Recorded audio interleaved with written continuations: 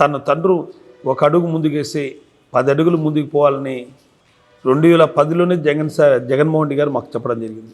నిజంగా తండ్రి పెట్టింది కొన్ని సంక్షేమ పథకాలే. మనం అధికారంలోకి వస్తే సురేష్, మనము తన తండ్రి కేవలం ఇంటర్మీడియట్ చదువుకునే వాళ్ళకే ఫీజు రింబర్స్మెంట్ ప్రవేశపెట్టినాడు.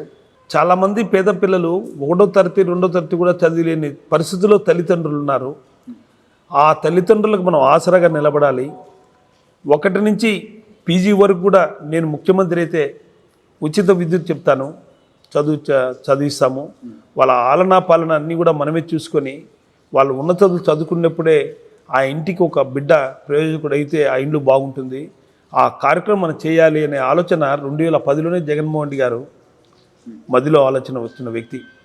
అంటే ఈరోజు 2019 ఆయన అధికారంలోకి వచ్చిన తర్వాత అమ్మఒడి అయితే ఏమి కానీ, గోరుముద్ద అయితే ఏమి కానీ, ఆ పిల్లల స్కూల్కి పోయే కార్పొరేట్ స్కూల్కి ఏ విధంగా డబ్బుండే వ్యక్తులు పోతారో ఆ విధంగా కార్పొరేట్ స్కూల్కి కామన్ మ్యాన్ పిల్లోడు కూడా shoe, tie, socks, belt with bag with water బాటిల్తో పోవాలి.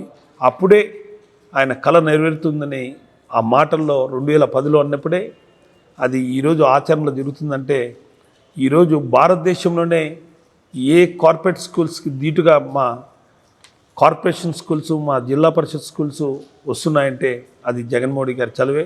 అది ఈరోజు అంత లెక్కల ఇంప్లిమెంట్ అవుతుందంటే అది జగన్మోహన్ రెడ్డి గారు ఆదర్శంగా తీసుకొని మిగతా ముఖ్యమంత్రి కూడా ఇంప్లిమెంట్ చేస్తున్నారనేది సంతోషం.